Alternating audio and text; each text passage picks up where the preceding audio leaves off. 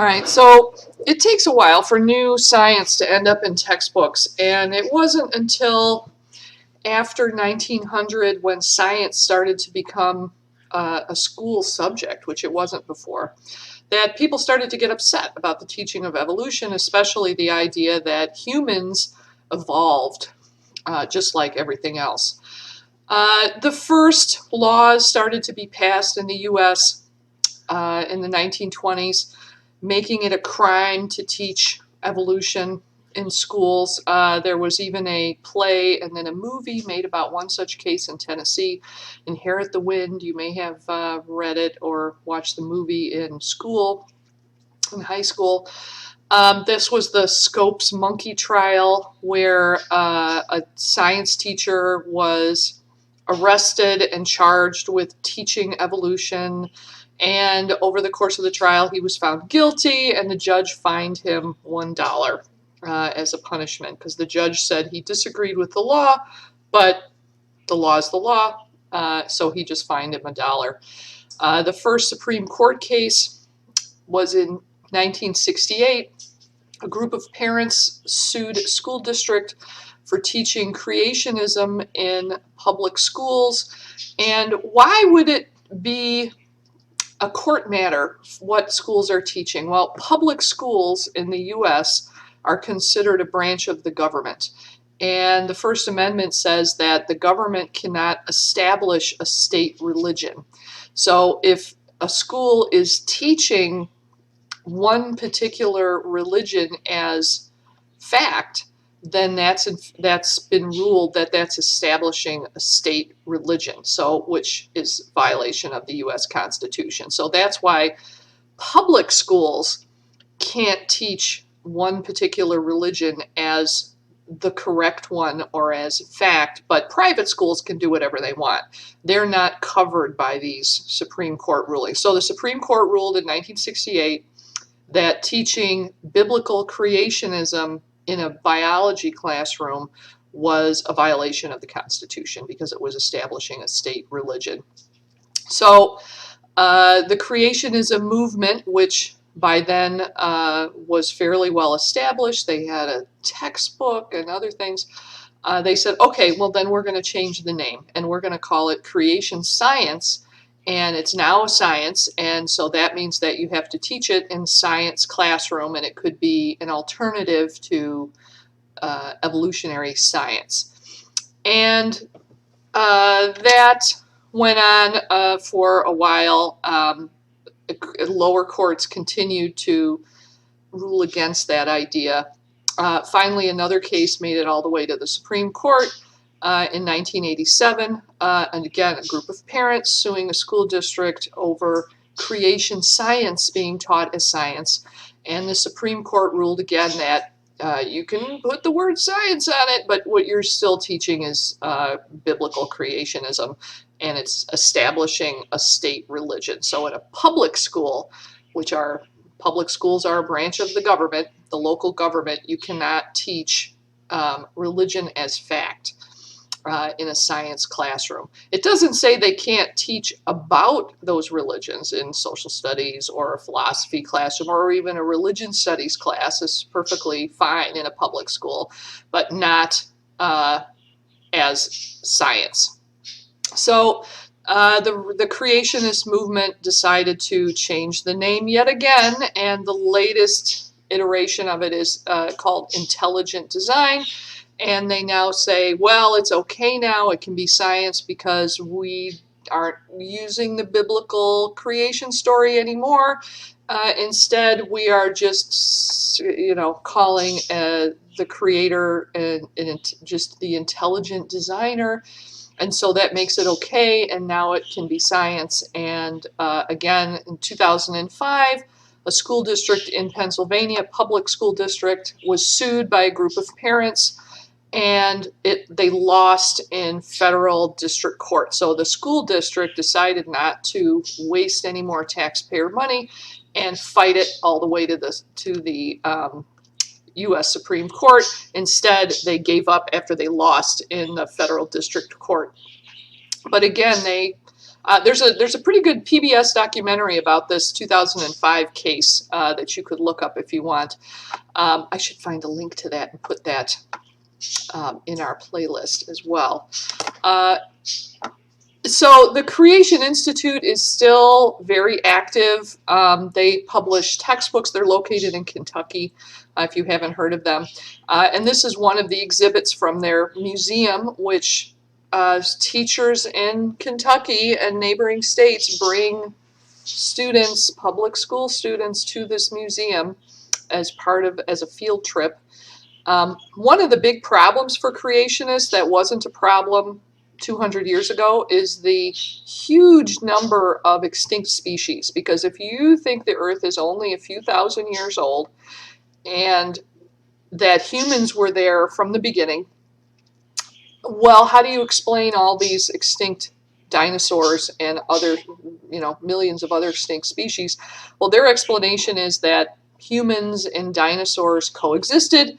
And that's why they have this in the Creation Museum, a dinosaur with a saddle on it. And that the dinosaurs did not survive Noah's flood. That's their explanation for why there are so many dinosaur fossils. But they're still very active. They're still trying to promote the idea that intelligent design should be taught alongside evolution in public school classrooms, and this has resulted in many schools, especially in states where this movement is more active, to totally drop the teaching of evolution to high school and younger classes. So they teach biology totally just ignoring the whole idea of evolution. So why shouldn't we teach it as a science? Why can't intelligent design be given equal footing in a science classroom and let students decide which is science? So we talked at the very beginning of the semester what makes something science. For something to be science, it's data-driven. We come up with hypotheses. You do experiments or make careful observations. If your hypothesis is not supported, you have to change it. And only after something is well supported by usually decades of research does something become a theory in biology. Creationism is the reverse of that. They start with the conclusion and then search for evidence that support it.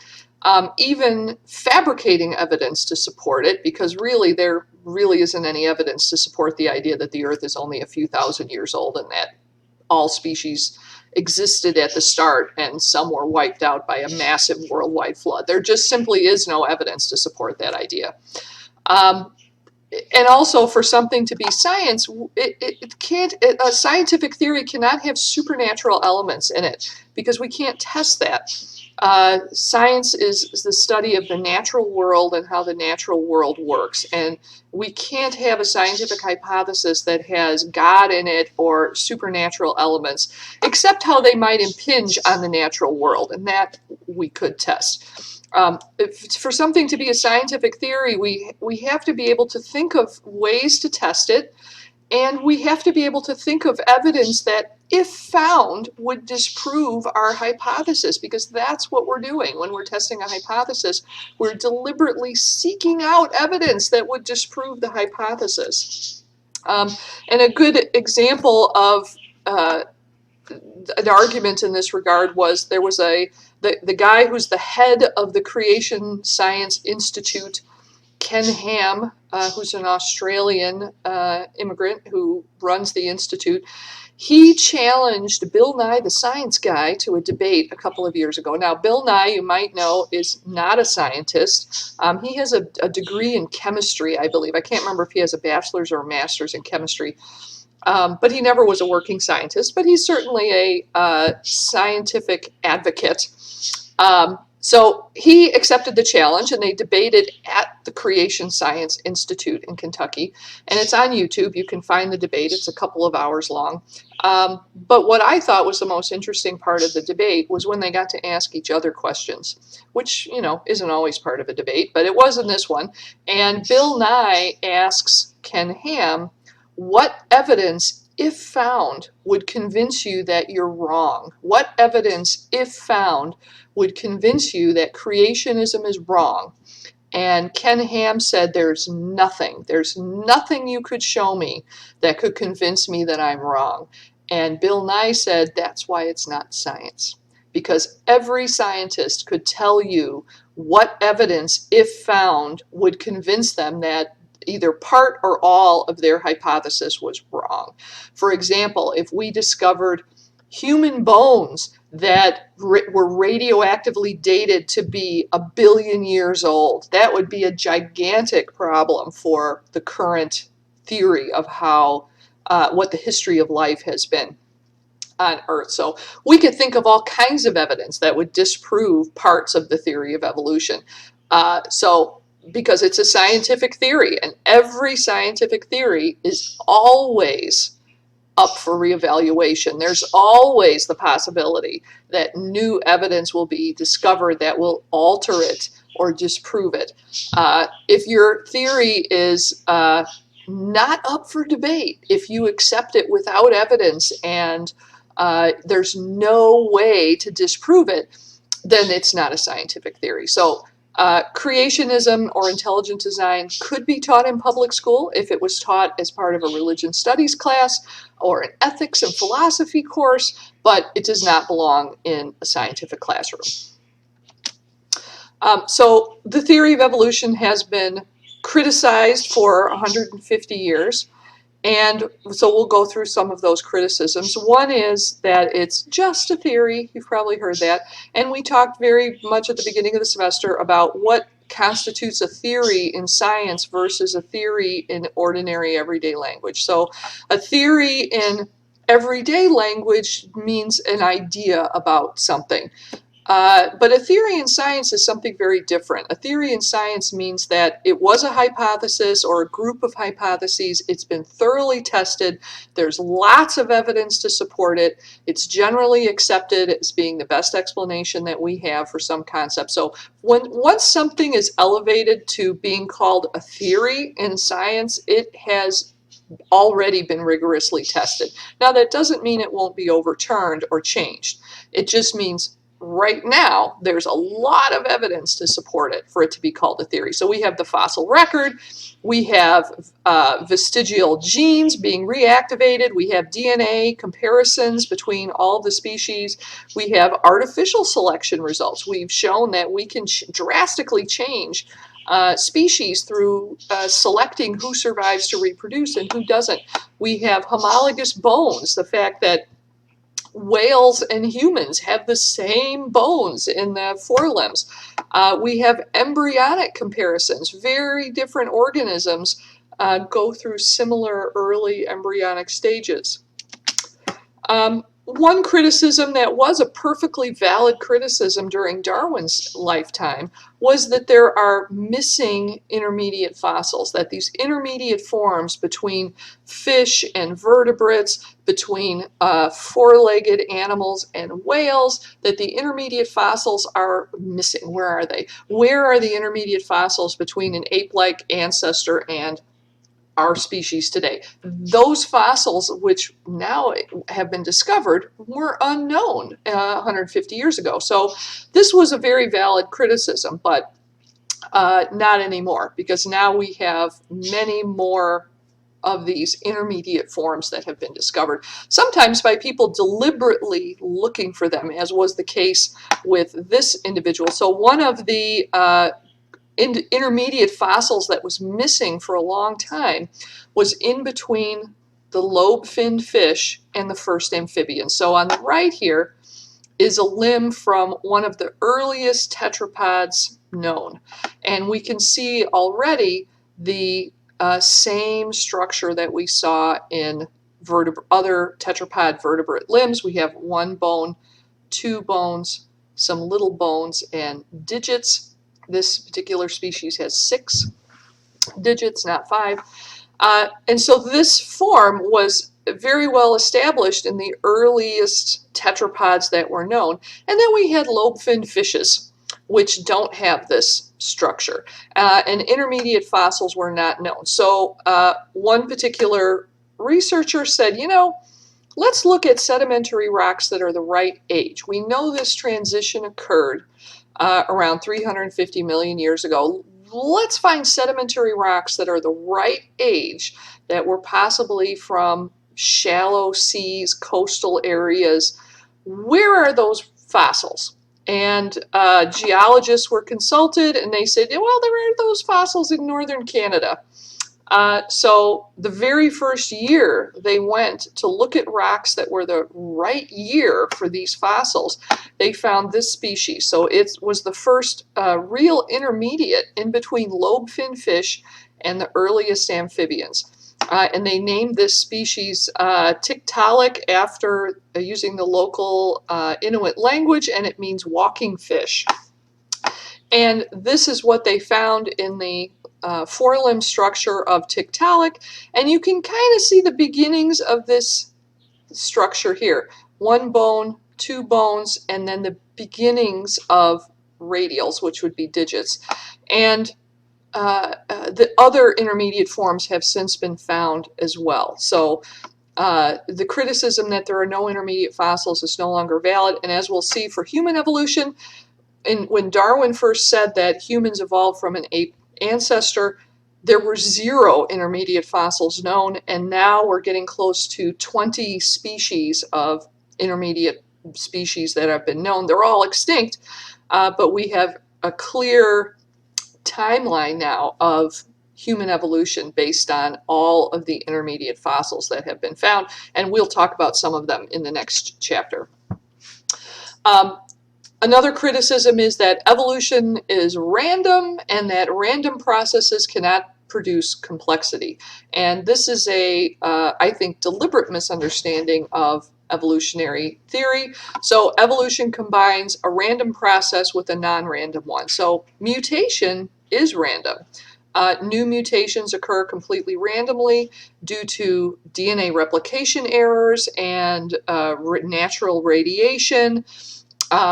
And that is random, but you add selection to that and you can get complexity. So the older example that was used was like, well, if you have a chimpanzee randomly typing keys, they'll never produce a Shakespeare play. Okay, but if every time they type a correct letter, you save it and move on, that's selection, you would get a Shakespeare play in a couple of weeks.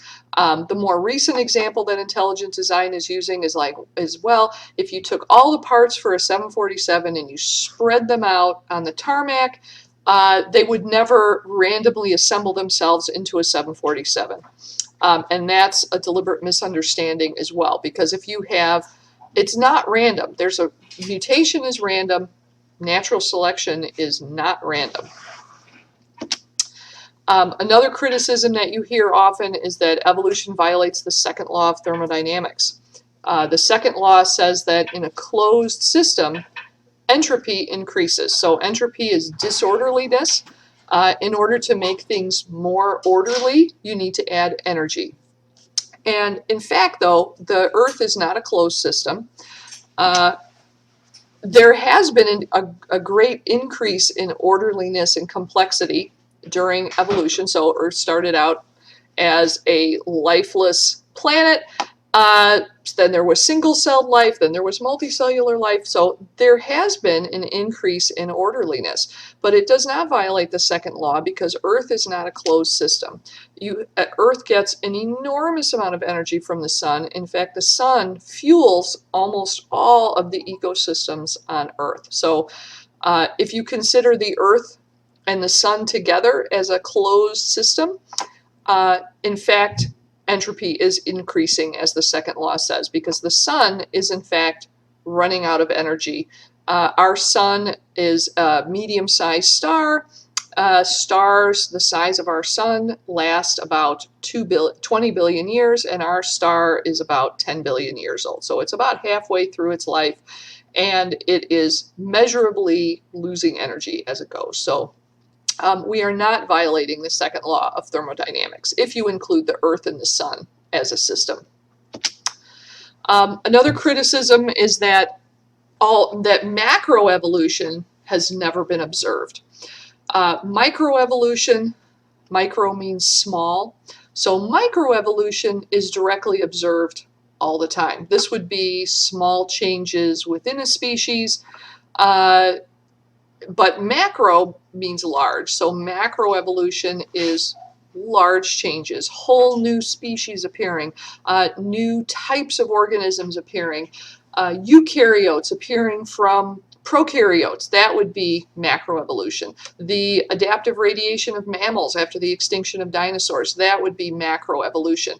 And it's true that because the human lifespan is so short, we can't observe macroevolution during our lifetimes. Now, there are some scientists who claim that because bacteria evolved so quickly that we can actually observe macroevolution in bacteria in the lab. That evidence, though, is less than convincing to some people. But the fact that we can't observe something in our lifetime, meaning that we can never know that it occurred, is ridiculous, as every historian relies on evidence from things that occurred outside of their lifetime. So just because nobody alive today was alive during the U.S. Revolutionary War doesn't mean that we can't know that that war happened. We have evidence. We have buried bones. We have uniforms. We have writings from that time. And we can piece together most of what happened during that time, even though no one alive today directly witnessed it. And it's the same with evolution. The fossil record is our evidence of what happened in the past over the course of evolution. And although some things are missing, we have a very poor fossil record for things that don't have bones or shells, and some parts of it we'll never know, like what noises did dinosaurs make, or exactly what their behavior was like for anything that's extinct. That doesn't mean, that's not the same as saying, well, we can't even tell whether or not macroevolution occurred. That's not true. So a popular example of microevolution, which is used all the time in evolutionary biology in textbooks, is the example of the peppered moths in England. So the peppered moths look like a white moth that's been sprinkled with pepper. That's why they're called a peppered moth. And this species exists in two forms, so they're the same species. They interbreed. There's a peppered form and a melanic form, which doesn't have the white mottled pattern on it. Now, the peppered form is very camouflaged on lichen-covered tree trunks. In fact, there is a peppered moth inside of this red circle here that's really hard to see. On bare tree trunks that lack lichen growth, the melanic form is more camouflaged. Lichens, which cover tree trunks in northern England, are very sensitive to air pollution. So when they had the Industrial Revolution, by the end of the 1800s, there was very little lichen left near industrial areas. And naturalists noticed that the peppered moth population changed. And they went from being over 95% peppered to being over 95% the melanic form. So in a matter of decades, the populations of this species completely changed. And the reason is because these moths are camouflaged to prevent predation by birds. So moths are active at night. During the day, they hide using camouflage from their number one predator, which are birds, which are visual hunters. And so when the tree trunks changed, because the lichens died due to air pollution, the peppered form was suddenly not the adaptive form. And now the melanic form was more likely to survive and reproduce. So the population switched. Now, so that's microevolution, small change within one species.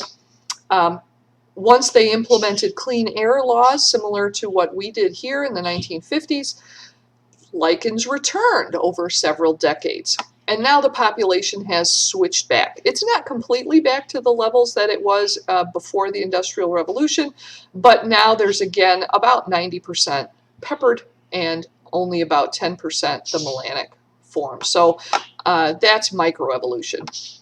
Macroevolution is harder to observe, and mostly we are using the fossil record to see new whole new taxa appearing in the fossil record, um, and changes over time of different lineages.